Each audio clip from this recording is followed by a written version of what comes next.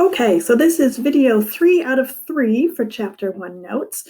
In this one, we're going to talk about multiples, factors, and prime factorization. And if you were in class on Thursday, we talked a little bit about factors and prime factorization. So this will be a review from that.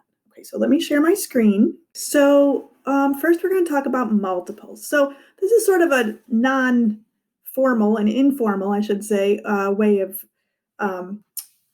defining this, but it just says that multiples of a number are the answers you get when you count by that number. So if I want multiples of 7, I would find those by counting by 7. 7, 14, 21, 28. Those are all multiples of 7.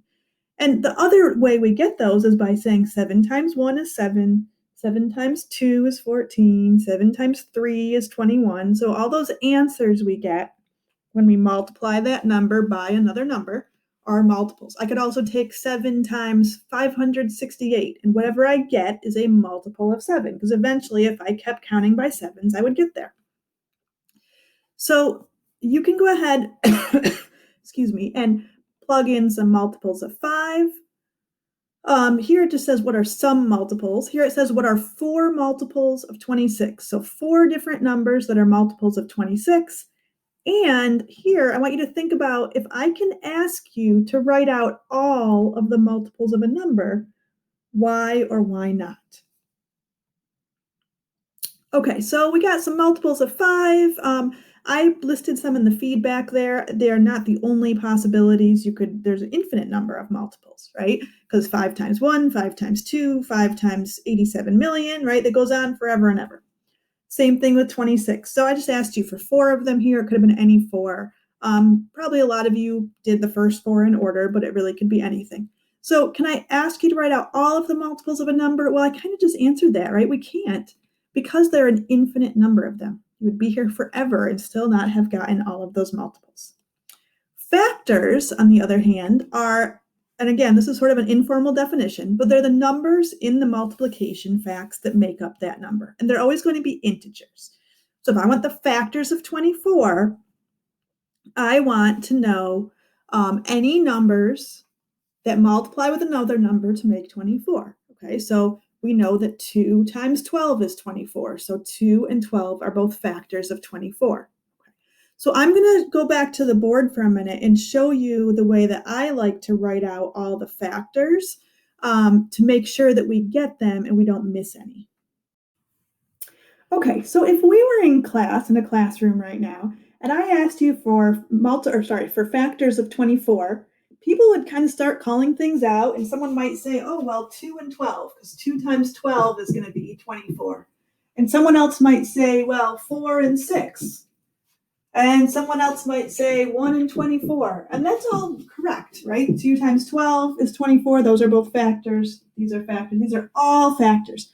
The trouble with just sort of calling them out as you think of them is that we have no way of knowing if we got them all. And in fact, you might have noticed that we missed a pair here. So the way I like to write out factors is to do it really neatly and orderly, in an orderly way. So I kind of always put the number there, and then I start with 1. 1 times whatever that number is, right? It's always going to be a factor. And then I go in order down this column by each number, and if that number is a factor, I put it in here with whatever its pair is, and if it's not a factor, I skip it, but I check every number. So 2 goes into 24. Well, 2 goes into 24 12 times. So 1 times 24, 2 times 12. Now, what if you don't know if 2 goes into 24? Well, you take your calculator and you take 24 and you divide it by 2. And if you get an integer, then those two are both factors. If you get a decimal, it's not a factor. So 24, if I divide it by 3, then 3 times 8 is 24. That's the one we missed up there in my little pretend calling out of factors. Okay, then I go on to 4. Well, 4 times 6 is 24. Then I try 5. 5 goes into 24 a fractional number of times, okay? Or in other words, if I take 24 divided by 5, I get a decimal. So 5 is not a factor. So I skip it. I leave it out of my list. I go on to 6. 6 is a factor, but if I did 6, I do 6 times 4. I already have that. It doesn't matter the order. Okay, that's the commutative property of multiplications, is I can have 4 times 6 or 6 times 4, and they mean the same thing. So once you get to a line where you're going to be repeating what you already have, then you know you have them all. And there are some cases where it's really important to have all of the factors because I'm looking for a specific set. So I want to make sure I don't miss any. Okay. So the next question asks you to find all the factors of 260. So I'll get you started, 1 and 260. I know 2 goes into it because it's an even number. Anytime I have an even number, 2 has to go into it. So if I try that, it's going to be 2 and 130. Okay, I'm going to let you go ahead and try to find the rest of the factors. Hopefully you got all those factors of 260. You could check your answer in the feedback. If you missed one, kind of think about why was that, right? If you were going by each number, you shouldn't have missed any. Okay, so what factor does every number have? What goes into every single number? Hopefully you're kind of thinking that it's 1. Every single number is divided by 1. It's always 1 times itself. So that's what's going to go right here. So now we're going to talk about prime and composite numbers for just a minute. A prime number is a number whose only factors are 1 in itself. So an example would be 13, right? The only way to make 13 is 1 times 13. And if I try any numbers, 2, 3, 4, 5, all the way up to 12, if I divide those by 13, I'm always going to get a decimal. So let's think about some other prime numbers also, okay? So the first prime number and the only even prime number is 2. And then we have 3, and then 5, and then 7. Now, is every odd number prime? No, because if I think about 9, I can make 9 with 1 times 9 or 3 times 3. So that's not prime. 11 is, 13 is, 15 is not. Okay, it keeps going on forever.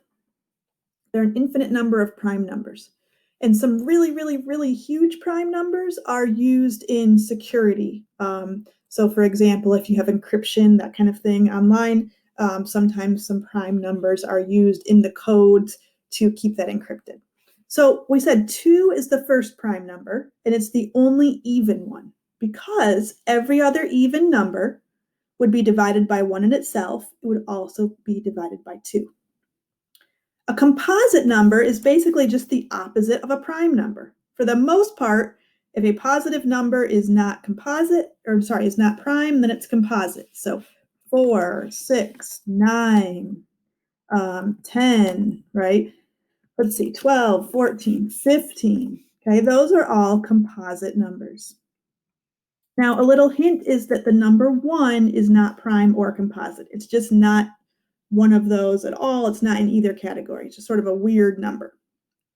So then the next thing we talk about here is prime factorization. So we talked about this on Thursday also, that prime factorization is breaking down the prime or the factorization to breaking down a number into its tiniest little building blocks.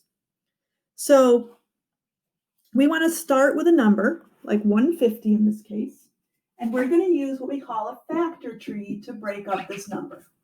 So I can start here with any pair of factors that makes 150 when I multiply. So if I say 5 times 30, let's say, makes 150. If it's a prime number in my tree, I circle it. If it's not a prime number in my okay, sorry, I got cut off there when I switched screens. So if we start with 150, I can start my factor tree with any pair of numbers that multiplies to be 150. So 5 and 30. If it's prime, I circle it. If it's not prime, I keep going, breaking it down. Well, 6 times 5 gives me 30.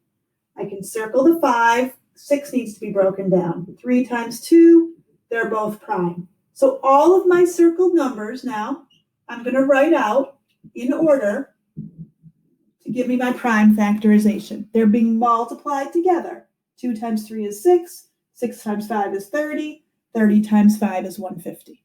Okay. Now, just real quickly, what if you had chosen a different way to break up 150?